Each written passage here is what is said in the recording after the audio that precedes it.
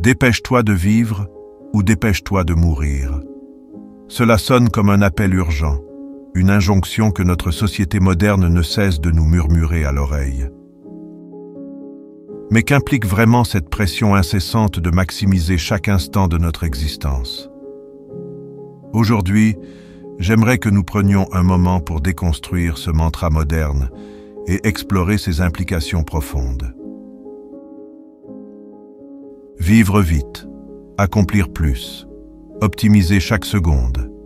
La glorification de la productivité a engendré une culture où le faire a supplanté l'être. Mais à quel prix? Notre santé mentale et notre bien-être sont-ils compatibles avec cette course contre la montre que nous imposons à notre propre vie? Cette urgence nous oblige à accepter le stress comme quelque chose de bon pour ne pas laisser passer les opportunités, à toujours chercher à en faire plus, à être plus. Cependant, cette même urgence peut aussi nous amener à négliger les moments de pause, de réflexion et de connexion profonde avec notre environnement et les êtres qui nous sont chers. Dans cette quête de productivité maximale, risquons-nous de perdre de vue ce qui rend la vie véritablement riche et pleine de sens? Et si « dépêche-toi de mourir » était plutôt vu comme une invitation à mourir à cette partie de nous qui est obsédée par la productivité, à abandonner l'identification constante à l'efficacité pour redécouvrir des aspects de notre vie qui nécessitent une approche plus lente, plus mesurée, comme la créativité, l'amitié, l'amour et la contemplation. En explorant cette notion de mourir à nos habitudes obsédées par l'efficacité, nous pourrions peut-être découvrir un espace pour réapprendre l'art d'être. Dans notre culture où chaque minute doit être justifiée avec des résultats concrets, prendre le temps de simplement être sans objectif précis peut sembler révolutionnaire, voire subversif. Cet appel à ralentir et à envisager une forme de mort à l'hyperactivité nous amène à nous questionner. Quelle qualité de vie souhaitons-nous réellement?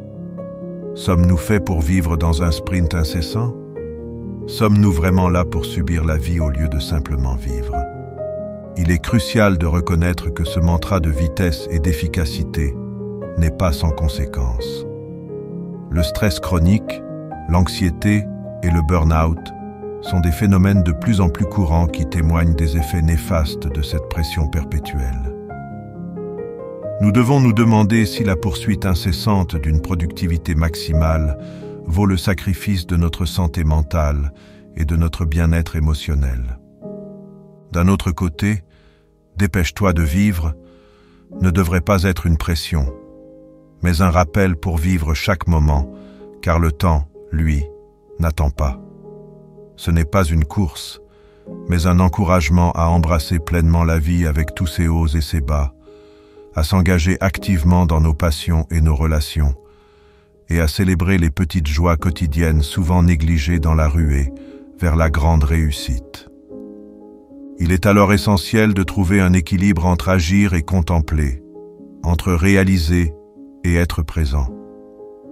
Peut-être que l'acte le plus radical que nous puissions entreprendre est de définir nos propres termes pour vivre et mourir, non pas selon les ordres prescrits par la société, mais en écoutant et en honorant nos propres rythmes et vérités. Alors, comment pouvons-nous concrètement adopter ce mantra de manière saine? Comment pouvons-nous nous dépêcher de vivre sans nous précipiter vers une mort symbolique de notre essence? Cela commence peut-être par donner la priorité à ce qu'il y a de plus important dans notre vie. Vivre pleinement n'est pas simplement une affaire de quantité, mais surtout de qualité. C'est choisir consciemment ce que nous faisons, comment nous le faisons et pourquoi nous le faisons, afin que chaque jour soit vécu et non simplement survécu. Alors, prenez un moment aujourd'hui pour vous demander: est-ce que je me dépêche de vivre ou est-ce que je me dépêche de mourir?